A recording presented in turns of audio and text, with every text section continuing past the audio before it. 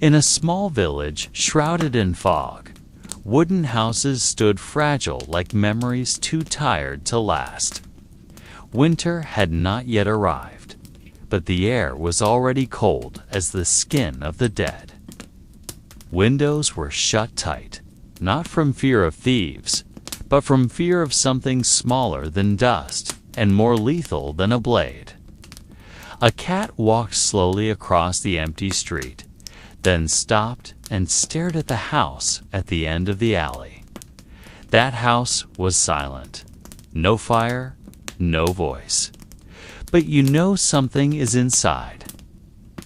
Something no one wants to remember. You step inside. The wooden floor creaks like a soft scream from the past. The scent of vinegar, dry grass, and old blood greets you like an embrace from hands long gone cold. Her hair clings to a pillow soaked in sweat and pus. And the eyes of that little child still look at you, though she can no longer see. But your body will know you have been somewhere no one should ever visit. Her face has no color left, only eyes half open as if regretting that she still woke up. Her breath is heavy but steady. For now, on the floor lies a small hand of her child, unmoving. She was never buried, or maybe no one strong enough remained to carry her out. In this house, anyone who stays, stays until the end. In the main room, the dining table is still set, but the plates are empty, the spoons fallen. And in the corner lies a dried pool of vomit, like a painting of despair. Only a strip of white cloth tied to the door. That's enough to tell the world to stay away. But the cloth cannot stop the wind, or the rats, or the memories. And if you get close enough, you can hear coughing, soft, strained, like a secret time itself is trying to whisper. This is not a house. It is a waiting room for something with no exit door. And on the bed, someone still lies. They only pass by, bow their heads, and pray that the night does not bring their turn. Children are forbidden to ask, and other houses begin to lock their doors from the inside, not out of fear, but surrender. You are not alone, but you are not with the living. Plague house. That's what people call it. But there's no signboard, no announcement. Sometimes the sick are not yet dead, but they are quieter than any grave. People outside no longer come near. They don't even cry. Tears are too expensive now. You want to leave, but the smell clings to your skin. The first night in this house is a night you will not remember. Morning does not arrive with light, but with shifting shadows. Outside, the sky is gray, giving no hint of time. Time itself seems to have stayed behind at the doorway when you entered this house. Inside, seconds do not pass, only silence that grows like mold on the damp walls. The breath of the still living sounds like a sign that death hasn't finished writing its name across this home. You open your eyes, but it feels no different from keeping them closed. The light from the small window is only enough to reveal how filthy this room has become. Objects that once held meaning now serve only as witnesses. A cup with the mark of a sick lip. Small shoes left by their owner. A candle melted, never lit again. In the corner, someone murmurs. The voice is small, like a prayer gone the wrong way. She sits rocking herself as if trying to sing a lullaby to her own soul. In front of her is a cloth-wrapped wooden doll. Maybe it's her child, or maybe a shadow of a memory she refuses to bury. She does not look at you. No one looks at you here. In this place, your presence means nothing. You are merely part of a statistic yet to be announced. Your steps are slow, not out of respect, but fear that the floor will speak your aliveness. In this house, sound is betrayal. Every noise draws attention, and attention might mean one more soul to be wrapped in white. You walk past bodies that still breathe. They don't speak. They don't scream. They just stare at the ceiling, as if above the rotting wood lies a heaven that forgot to write down their names. A child tries to cough quietly, covering her mouth with a tiny hand, but the sound still slips through. An old woman in the corner glares at her, not out of anger, but fear, 'cause every cough is a reminder that we are all waiting our turn. You stop in front of a man whose face is almost shapeless. Perhaps he was a father, perhaps a husband. But now he is just a body abandoned by everything except his last breath. His eyes do not open, but his chest still rises and falls. Do you want to ask who he is? But anyone who once knew has long since stopped speaking. In this house, names are burdens. The dead need no names, and the living are too tired to say them. Under the bed, a rat scurries by with a piece of bread. The bread is black, hard, and moldy, but to the rat, it is life. To the humans, it is a memory of something once called breakfast. In this room, bread is not eaten, but mourned. Because when bread arrives, it means someone was still alive to receive it. Now, bread only comes as a reminder that not every stomach can wait. You sit, your body feels heavy, not from fatigue, but from something older than pain. Something that cannot be put to sleep. When night comes again, you know time will not change. But the bodies around you will, from warm to cold, from groaning to silence, and finally, from silence to forgotten. Night comes without a sound, like someone who knows they are unwelcome but enters anyway. The wind through the cracks in the roof carries a scent from outside, but it brings no freshness. That smell is just another version of death, a version without a face, yet slowly forming one. You lie down, or maybe collapse, among bodies that no longer remember dreams. Here, sleep is not rest, but rehearsal for breathlessness. There are no lullabies, only coughs from different corners, rising and fading like signals from a ship slowly sinking. Occasionally, the sound of shifting cloth or a groan is heard, more like a final whisper from someone who no longer has a hope worth voicing. You try to close your eyes, but the cold creeps in beneath your skin, not from the air, but from a fear you haven't yet named. You think about your mother, your younger sibling, someone who might have once loved you out there. But that memory doesn't warm you. It only deepens the silence. You are no longer part of their world. You are the resident of the white-draped house that everyone avoids. And tonight, you start to feel it. The realization that even a part of yourself is beginning to avoid you. There are footsteps in the attic, slow, like someone who's forgotten how to walk. No one should be up there, but no one is brave enough to check.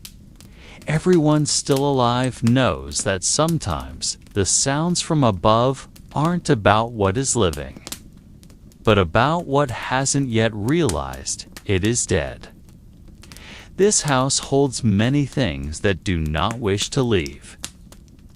Some corpses are still warm when left alone, and sometimes even the dead need company. You open your eyes because you're afraid to sleep. You fear that in sleep, your breath will become as quiet as theirs, and you're not ready to be forgotten. But no readiness is enough here. This house is not about choice. This house is about turns. Someone coughs beside you. A wet cough, full of fluid that doesn't belong in a throat. You turn and see a young man, perhaps your age, his eyes half open, lips trembling. He tries to speak, but only blood comes out. He does not scream. He does not ask for help. He just stares at you, as if trying to say something he himself does not know. And when his eyes close, there is no sound, no ending, only a pause. And then the smell begins to change. Heavier, more real. You don't know his name, but now he is part of this night. And you know, maybe tomorrow someone will look at you the same way. You stare at the ceiling. There, a spiderweb traces lines like a secret map to something that cannot be explained. You try to follow it with your eyes. Maybe at the end, there's forgiveness. Or at least, forgetting. But forgetting doesn't come. Only mourning comes, and mourning is punishment. Mourning in the plague house is not relief, but confirmation that you are still alive, and that often feels more painful. The light filtering through the window awakens no one. It only reveals who no longer moves. The smell of cold bodies, mixed with cloth and damp walls, floats without permission. One by one, you notice those who breathed the night before, now frozen in their final shapes. Hands tightly gripping blankets, eyes that were never closed, mouths open as if trying to scream something long held back. But now, everything is silent. Morning arrives not as healer, but tormentor. No one speaks.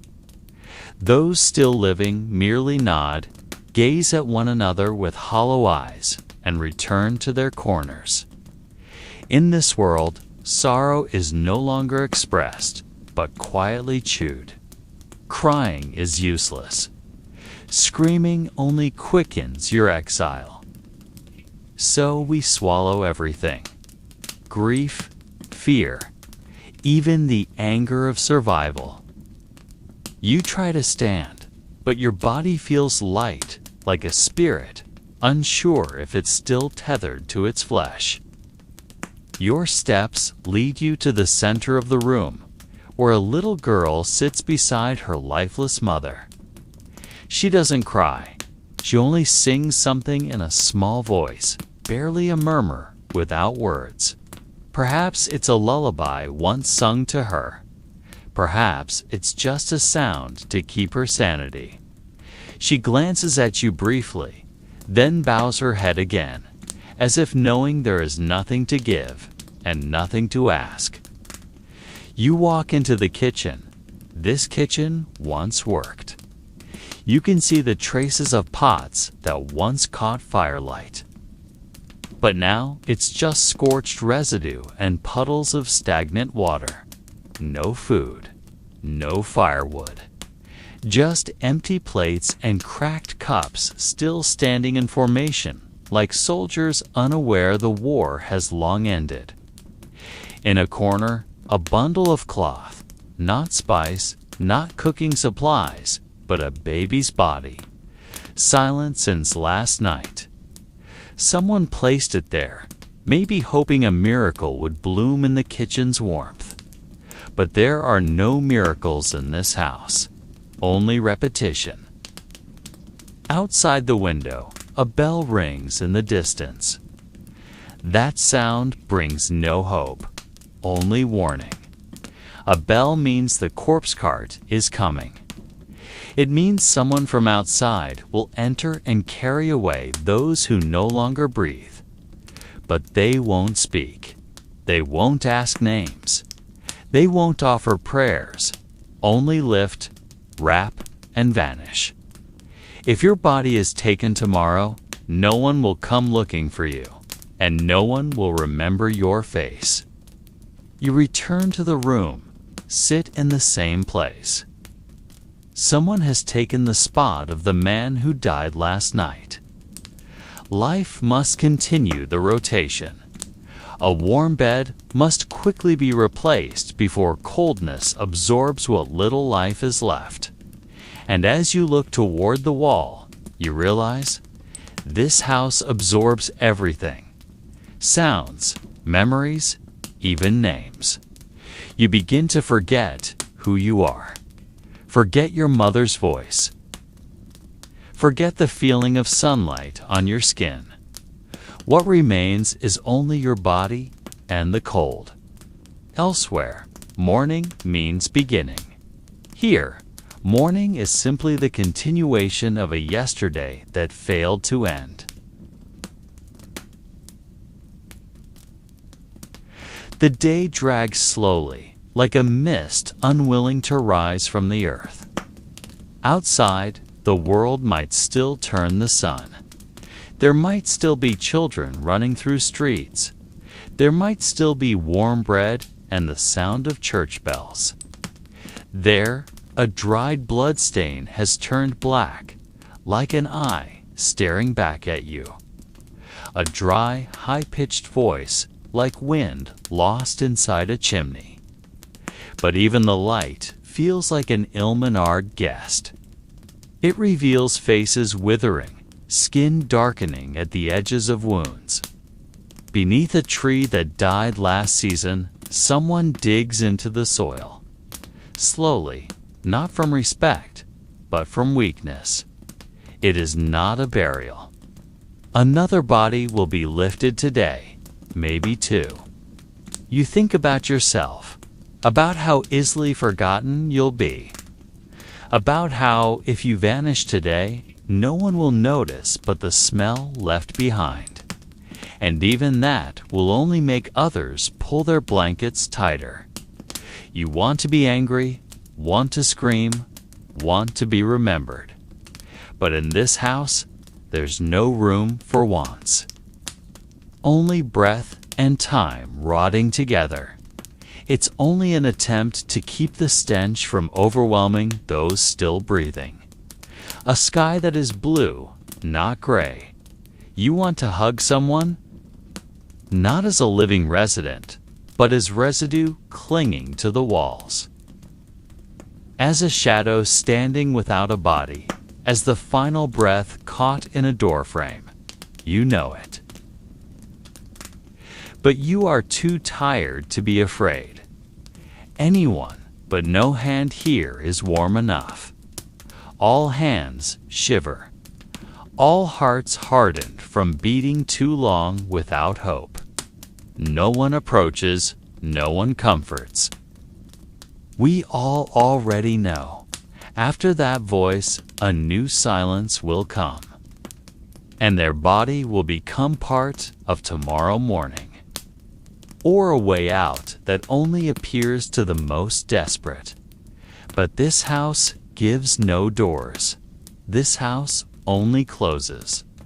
The longer you stay inside, the more your shape fades. You are no one now. You are a breath waiting to stop, a name never spoken from any pulpit. We are all waiting our turn, not healing each other. You wonder who died there. A mother, a little boy, an old man who once had stories. But questions have no place in this house. No one answers. No one wants to remember. Because remembering only deepens the wound, and the wound is already too full to share. But inside this house, time has no shape. It doesn't move forward. It only spins in leftover breaths, in stifled sobs, in the sound of insects crawling behind the walls. There are no clocks, no signs that tomorrow will be better. Only repeated steps, vacant stares, and a cough that never really leaves. Sometimes you stare too long at a single spot on the floor. In another room, someone begins to ramble. Like someone in a waking nightmare, they repeat a name no one knows. A few of the stronger ones go out to the small yard behind the house. There, sunlight cuts through the dust. Someone sits beside you, saying nothing. They stare at the wall as if it holds an answer. Perhaps they hope for a hidden door.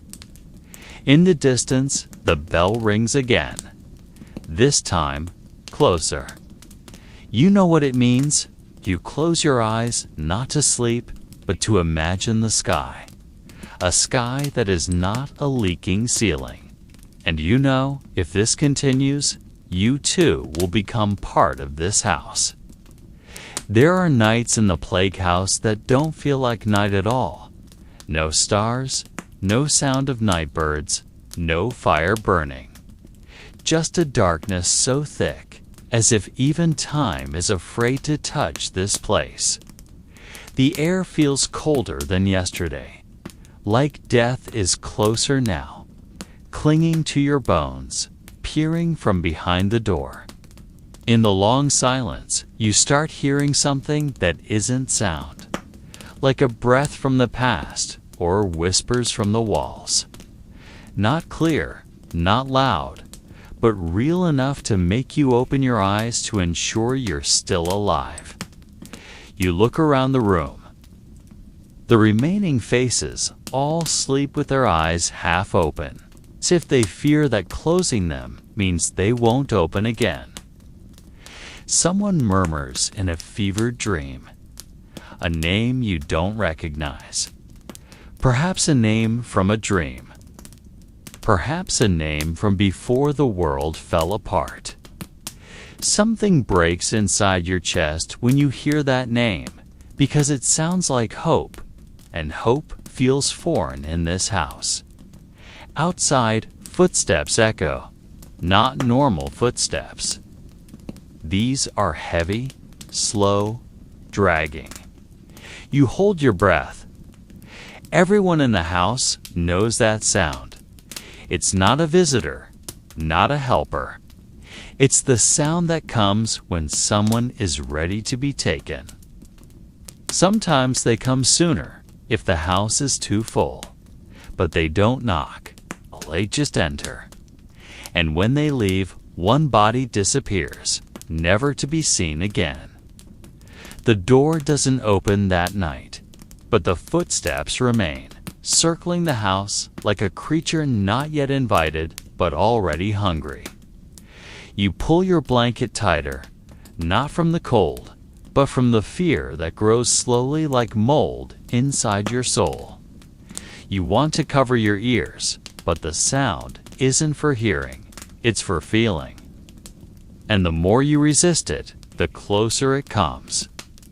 There are no clocks ticking in this house, but you know the night has gone on too long. The air is getting heavier, the smell more pungent, your body harder to move. You realize something is changing. Perhaps your own body is starting to give in. Perhaps this house is starting to drain your parts, bit by bit. You try to remember a prayer, but even words feel heavy and empty. What use is prayer in a place where even God refuses to look? In the darkness, You hear someone crying.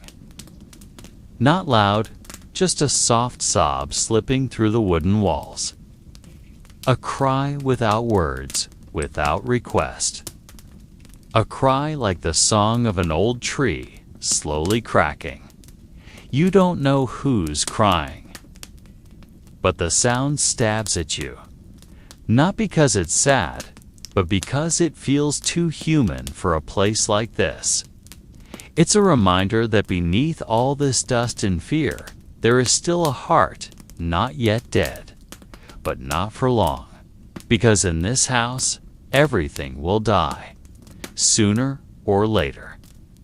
And those who remain will learn that surviving is not victory, only delay. You breathe in deeply and let it go slowly. This is not sleep. This is not life. This is something in between, and you don't know how much longer you can balance on that edge without falling. Morning arrives, not with light, but with smell. Mixture of rotting bodies, wet mold, and sweat that never dries. No rooster crows, no warm rays on the floor. Only the sound of rats scurrying across wooden beams, and breath that sounds like sand being ground. Those who wake up don't really wake. They only open their eyes to stare again at a ceiling they've memorized every crack of.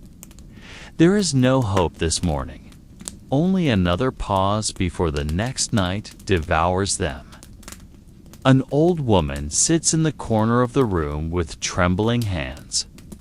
She holds a worn cloth pouch, and from inside she takes out a piece of dry bread, hard as stone.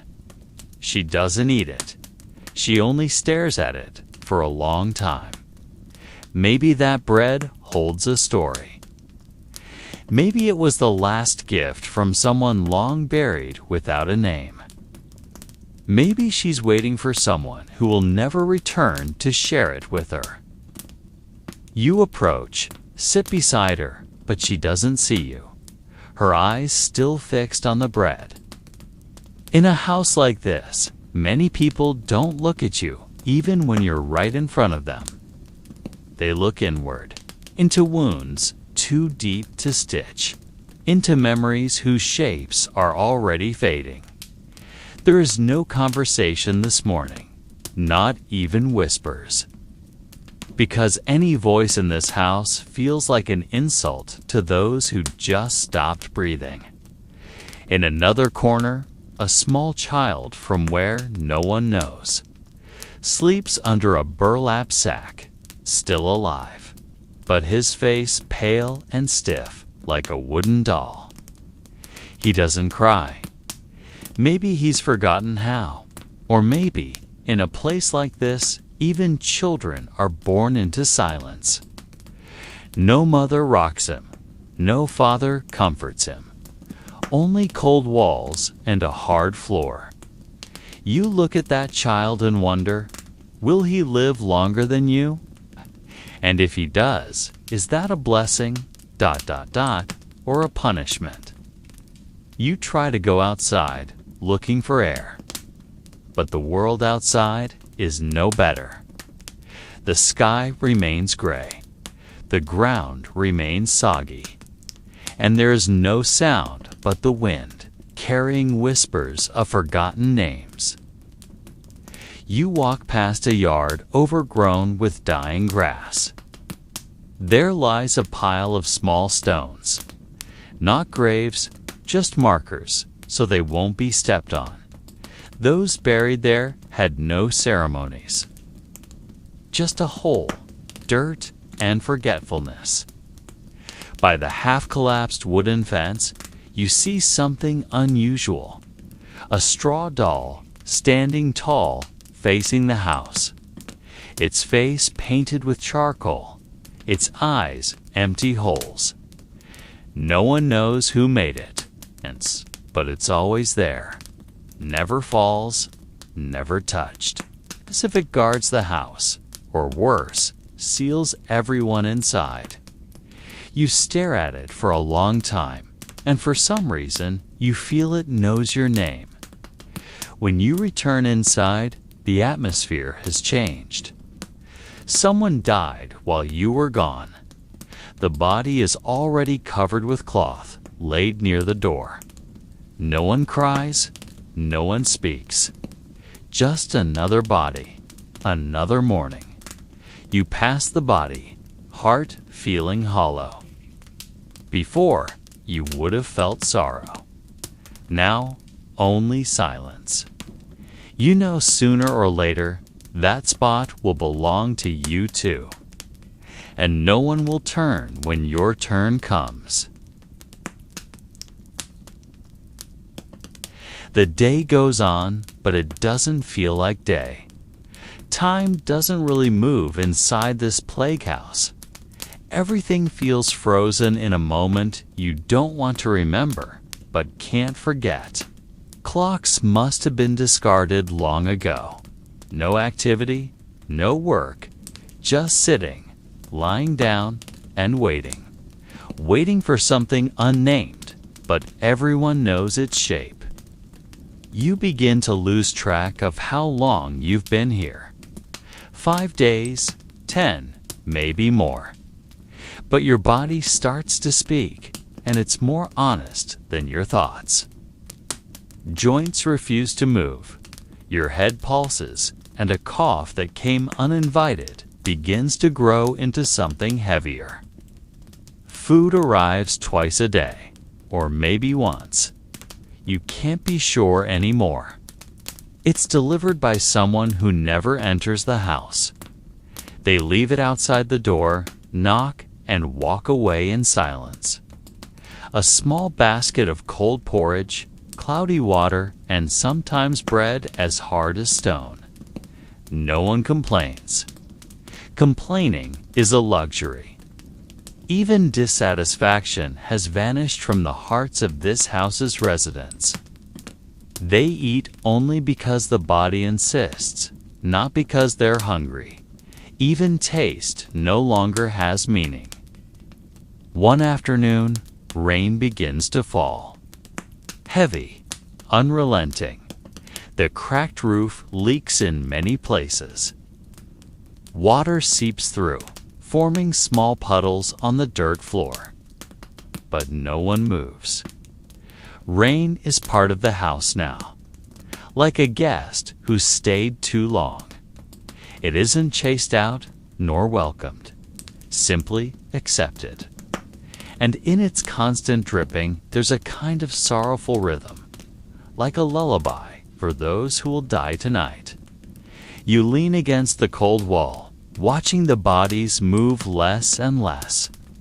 The faces that once showed fear now just stare blankly.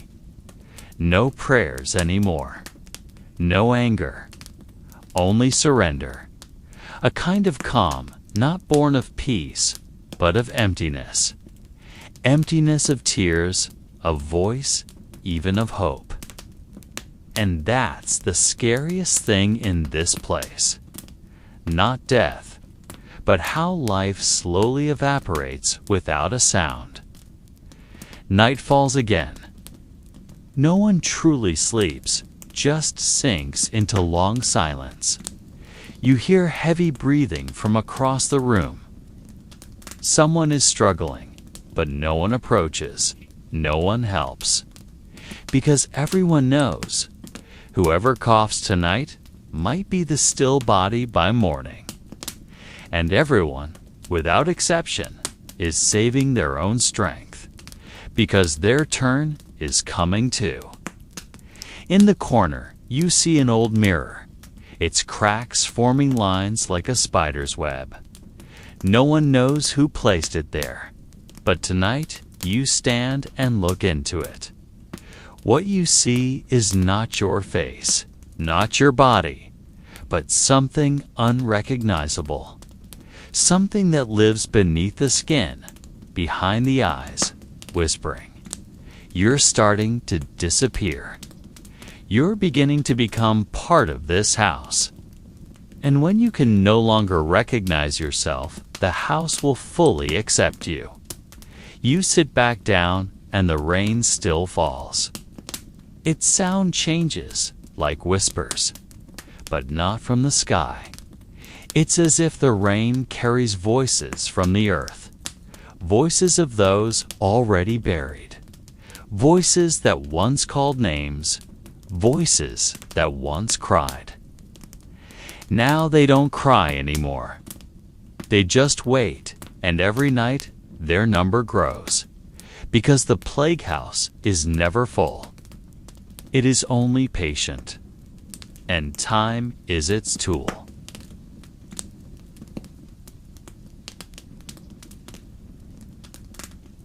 On a night too quiet to be called night, when the weak fire in the corner fireplace flickered like it feared being seen, something changed. Not a sound, not a smell, not a movement, but a feeling. The words were strange, broken, and at times they sounded like laughter, like long breaths behind your neck, though no one stood there.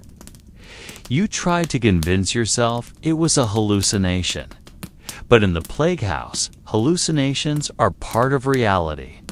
When your body is weak and your soul shattered, the line between what is real and not becomes foggy, like a window clouded with breath. The words are dragged from her, like echoes from a childhood nightmare. No rooster, no bells, no sign that the day will ever change. Only cold pressing against your chest, breath that grows harder to take, and a body that no longer feels like your own. You look at your hands, and they no longer seem yours. They've turned pale, like the hands of those who've left. And in that moment, you realize it is not you who lives in the plague house. It is the plague house that now begins to live inside you. She clutches a small cross in her hand, but her eyes are hollow. Because she knows, in this place, even holy symbols cannot open a window, cannot shut a door. She only wants to believe in something, even for a moment. Before that, something disappears too. Laughter not born from joy, but from the collapse of thought. You glance toward the voice. A man, his body frail and his hands trembling, his eyes wide as if the ceiling were whispering secrets only to him. You do not dare to turn your head. The laughter fades, replaced by footsteps. 1 step, 2 steps. But no feet move. The steps seem to come from beneath you, like someone walking below, toward your bed, toward your body. But when you stand, the floor is empty. Only damp, cold earth. But your heart knows you have been called. He didn't see anyone else. He didn't even realize he was still alive. It's a sensation that passed through skin like cold air with intention. You felt it first in your palms, as if something was holding them unseen, as if a presence had not entered through the door, but had grown slowly from the walls, the floor, from shadows you had long ignored. Someone began to mutter. The voice was soft, like a late prayer, but you knew it wasn't a prayer. Other sounds began to rise, not screams, not cries, but soft noises like nails brushing wood. You start seeing figures at the edge of your vision. Not human shadows, but unfinished shapes, like portraits half-raised, like someone who once lived but refused to leave. They do not walk. They simply stand still, watching. And that stare, it's not angry, not sorrowful, but something far deeper, as if they remember you and they know. Soon you will become like them. In that silence, someone laughs. soft, faint, and very near. But no one in this room is laughing. A woman in the room begins to pray. Not out of faith, but out of fear. Her prayer is not in a language she remembers. The night grows deeper, and time feels as if it has stopped. When dawn finally arrives, it comes without light. No sunlight pierces through the window cracks.